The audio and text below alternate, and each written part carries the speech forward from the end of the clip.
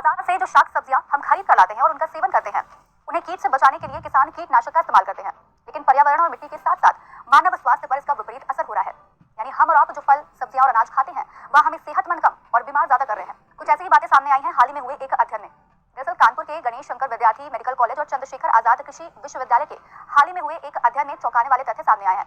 इसके अनुसार कीटनाशक के बढ़ते इस्तेमाल से डायबिटीज से लेकर कैंसर जैसे रोग हो रहे हैं। यही नहीं, इसका असर डीएनए पर भी पड़ रहा है।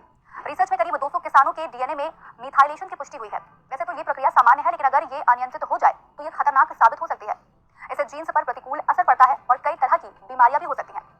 ऐसे में कीटनाशक का अत्यधिक उपयोग मानव स्वास्थ्य के लिए क्यों हानिकारक है, इसके कारण डीएनए पर क्या असर पड़ता है, साथ ही इसकी रोकथाम के लिए सरकार द्वारा क्या कदम उठाए गए हैं, जानेंगे आज इस वीडियो में। और पहले जानते हैं इससे जुड़े आंकड़े क्या कहते हैं। सामान्य सी बात है कि किसान कृषि में ज्यादा से ज्यादा उत्पादन करने के लिए कीटनाशकों का उपयोग करते हैं। दूसरी ओर कीटनाशक बनाने वाली कंपनियां भारी मुनाफा कमाने की चाहत में बड़ी मात्रा में कीटनाशक बनाती व बेचती हैं।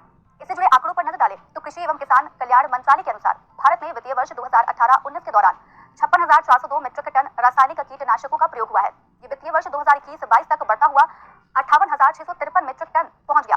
साल 2022-23 तक ये आंकड़ा 61.7 हजार मीट्रिक टन को पार कर गया। अगर हम कीटनाशक के प्रयोग को राज्यवार देखें तो ये वित्तीय वर्ष 2021-22 के दौरान महाराष्ट्र में कीटनाशकों की सबसे ज्यादा खपत 13,175 मीट्रिक टन थी। वहीं 11,688 मीट्रिक टन की खपत के साथ उत्तर प्रदेश दूसरे नंबर पर था। इसके बाद पंजाब 5,376 मीट्रिक टन व तेलंगाना 4,920 मीट्रिक टन के साथ आता है। अब कीटनाशक है क्या, ये जानते हैं। कीटनाशक दरअसल एक रासायनिक यौगिक या एक जैविक एजेंट होते हैं जो कीटों को अक्षम करते हैं, यानी उन्हें मारते या फिर बढ़ने से रोकते हैं। मुख्यतः इन्हें 6 प्रकार से परिभाषित किया गया है, जैसे कीड़ों की रोकथाम के लिए कीटनाशक, खरपतवार के लिए शाकनाशी, जीव जंतुओं के लिए कृंतकनाशी, बैक्टीरिया के लिए जीवाणुनाशी, कवक को दूर करने के लिए कवकनाशी और लार्वा को खत्म करने के लिए लार्वासाइड्स का प्रयोग किया जाता है।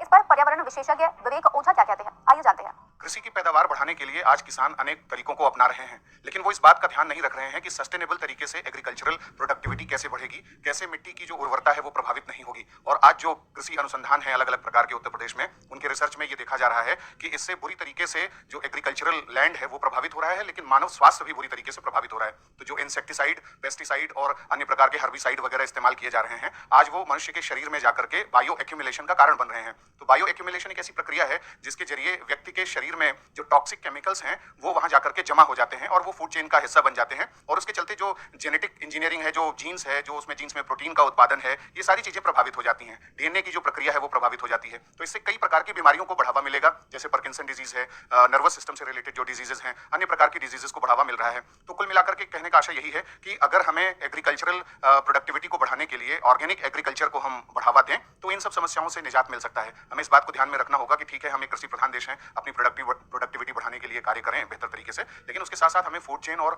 फूड वेब को भी बेहतर तरीके से संतुलित करने की कोशिश करनी चाहिए। अब देश में कृषि उत्पादन में वृद्धि का कारण एडवांस तकनीक, सिंचाई सुविधाओं के विस्तार के साथ साथ रासायनिक उर्वरकों एवं कई तरह के कीटनाशकों का भी योगदान रहा है। कृषि में कई प्रकार के रोगों से अनेक फसलों का नष्ट होना एक सामान्य सी बात होती है। ऐसे में संभावित फसल उत्पादन का लगभग 25 से 40% खरपतवार, कीटों व अन्य बीमारियों के चलते नष्ट हो जाता है। इसलिए किसान अधिक उत्पादन व फसल को कीटों आदि से बचाने के लिए कीटनाशकों का प्रयोग करते हैं। ये फसल में होने वाले नुकसान को रोक या फिर कम कर देता है, जिसके कारण उत्पादकता में वृद्धि होती है। रिसर्च करने वाली टीम ने बताया है कि किसानों में भी इसके कारण डीएनए मिथाइलेशन के प्रमाण मिले हैं। दरअसल ये तब होता है जब एक मिथाइल समूह को साइटोसिन अवशेषों के 5वें कार्बन में जोड़ा जाता है, जो फॉस्फेट द्वारा डीएनए मिथाइल ट्रांसफेरेज द्वारा ग्वानिन न्यूक्लियोटाइड से जुड़ जाता है। इससे शरीर के भीतर अणुओं का मूल कामकाज प्रभावित हो सकता है। किसी व्यक्ति के जीन के डीएनए सीक्वेंस में मिथाइलेशन से जीन में प्रोटीन का उत्पादन बाधित हो सकता है और विकास की गति पर असर पड़ सकता है।